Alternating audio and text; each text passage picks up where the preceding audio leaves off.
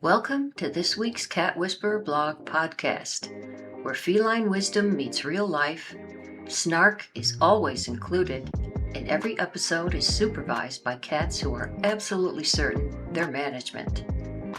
I'm your host, Annie St. Germain, resident cat whisperer, storyteller, and full-time support staff to Mika and Koji. Around here, we talk honestly about life with cats, share a few helpful tips, and occasionally attempt to translate the judgmental stares coming from across the room. Koji handles quiet quality. Mika handles complaints, disciplinary action, and all situations requiring industrial strength tortitude. Which brings us, rather conveniently, to this week's visit to the archives. She's beauty, she's grace. She'll slap you in the face. The truth about female cats. Welcome to the feline matriarchy. Female cats are beautiful, mysterious, intelligent, and perfectly capable of making you feel as though you violated several household policies you didn't know existed. They aren't simply male cats in a slightly smaller package. Female cats often come with their own particular blend of independence, selective affection, territorial opinions, and emotional fine print. Now, before the cat personality police arrive, these are general observations, not ironclad rules. Every cat is an individual. Some female cats are cuddly little marshmallows. Others are tiny, furry executives who would like to know why breakfast was 37 seconds late. My tortoiseshell cat Mika falls comfortably into that second category.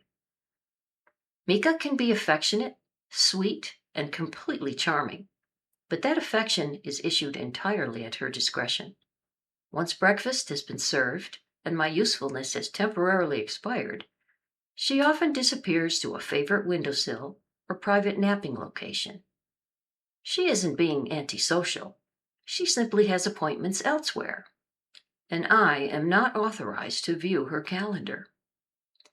That's one of the fascinating things about female cats. Their affection often feels deliberately chosen. When one curls up beside you, climbs into your lap, or gives you that slow, trusting blink, you get the distinct feeling that you have been selected. Temporarily. Do not get cocky. Her schedule, her territory, her rules. Many female cats appreciate predictability. They learn the household routine, memorize where everything belongs, and notice immediately when some reckless human moves a chair 6 inches to the left. You may call it redecorating. She calls it an unauthorized structural modification. Female cats can be particularly observant about their territory. A new piece of furniture, an unfamiliar visitor, or even a recent relocated cat bed may earn a prolonged inspection, a suspicious tail flick, or the unmistakable expression of someone preparing a formal complaint. They also know exactly when important daily events are supposed to occur. Especially meals. You might believe breakfast happens around 7. Your cat knows it happens at precisely 6:53, preceded by 7 minutes of staring, pacing, and increasingly hostile vocal reminders.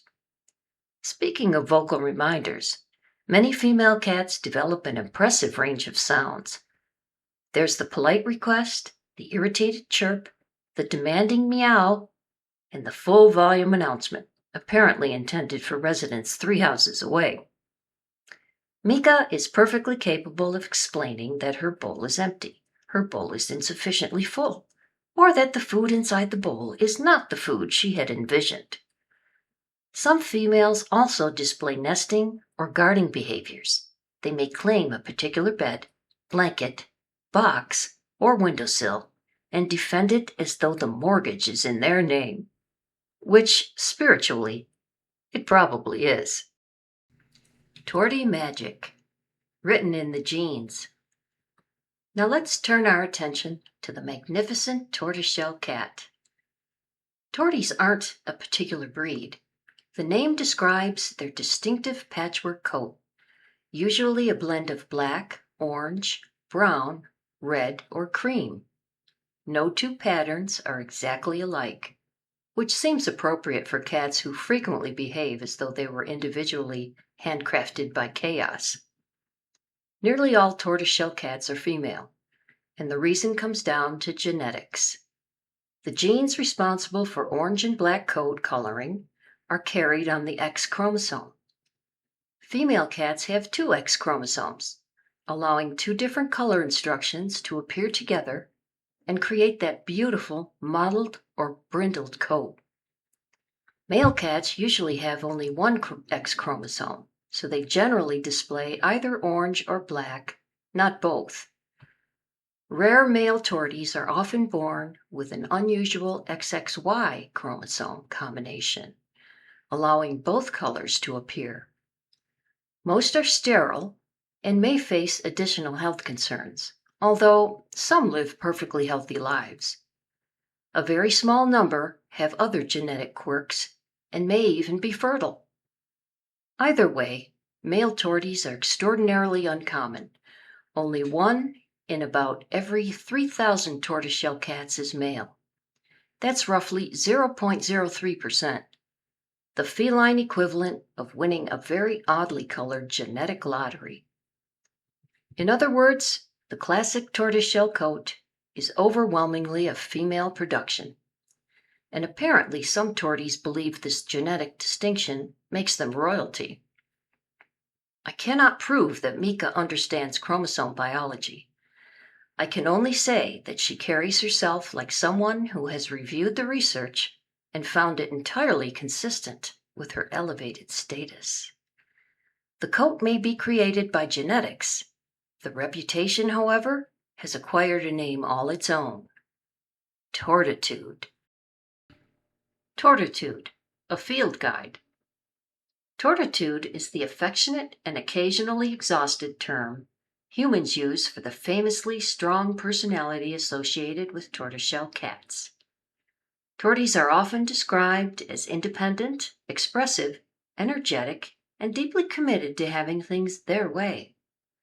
They can be incredibly vocal, although my little tortie doesn't say a word, or a meow in this case. She has perfected the art of the stare. A lot of torties, however, may meow, chirp, trill, or issue one pointed little hiss that communicates an entire paragraph without wasting anyone's time. They're also known for dramatic changes in mood. One moment your tortie is snuggled against you, purring like a tiny engine. The next, you have touched one forbidden hair, and she reacts as though you've insulted her ancestors. This doesn't mean torties are mean. Many form exceptionally strong bonds with their humans. They can be loyal, affectionate, and intensely connected to the people they trust. They simply prefer to control the terms of the arrangement. Mika may wander away after eating to enjoy her independence, but she also has her own way of staying involved. She observes, she supervises, she makes sure the household continues operating according to Mika-approved standards. Torties can also have a playful, curious streak. They climb, investigate forgotten corners, pounce on shadows, and discover objects you didn't realize had fallen under the furniture. While coat color doesn't determine personality, Tortitude has become legendary because so many people who love torties recognize the same spirited qualities in themselves: independent, opinionated, affectionate, and always prepared to escalate the situation. What is she really telling you? Once you understand the language of a strong-willed female cat, many of her quirks begin to make sense. If she stares you down after you rearrange the room, she may not be plotting your death. She's assessing an unexpected change in her environment. Probably. Give her time to investigate and make sure she still has familiar places where she can perch and observe. If she becomes especially vocal around meals, She's communicating about something she considers important. Unfortunately, important may mean genuine hunger, or that she can see the bottom of the bowl through a microscopic opening in the food. If she suddenly pounces from a high shelf, that's curiosity and hunting instinct joining forces. Provide climbing spaces, interactive toys, and opportunities to chase something other than your ankle. If she cuddles with you and then abruptly leaves, don't take it personally. Affection followed by solitude is completely normal. She enjoyed your company. The appointment has simply ended. If she bosses another pet with a hiss or a strategic swat, make sure everyone has separate resources and safe spaces. Strong personalities are entertaining until one cat feels genuinely stressed or crowded. And remember, no code pattern determines everything. Genetics, upbringing, environment, and individual temperament all help shape a cat's personality. A busy, intelligent cat without enough stimulation may create her own entertainment, and you may not appreciate her choice of materials. So offer toys, climbing opportunities, comfortable hiding spaces, and predictable routines. Most importantly, learn the individual cat standing in front of you. Female cats aren't difficult. They're specific. And torties aren't necessarily temperamental. They simply possess exceptionally high standards, immediate access to weapons, and absolutely no interest in lowering expectations for human convenience. She's beauty. She's grace. Go ahead and give your cat an extra chin scratch, assuming she has approved the request. And if you ignore the warning signs, she may indeed slap you in the face. That wraps up this week's report from the Cat Whisperer Archives. Thanks for spending a few minutes with me, Mika, and Koji. If you enjoy feline wisdom, real life, and snark firmly included, visit Snarky Cat Boutique on Etsy. It's snarkycatboutique.etsy.com for cat-centric, handcrafted creations made for humans who know who's really in charge. Before we go, here's a little peek at what's happening next week. Have you ever wished your cat could simply tell you what he or she is thinking? Next time, we're looking at the people who say they can help translate. Are pet communicators genuinely tuning in, cleverly reading the humans, or helping us notice a language our cats have been using all along? Mika insists no translator is required. She has been broadcasting her complaints for years and expects the discussion to include a substantial increase in chicken.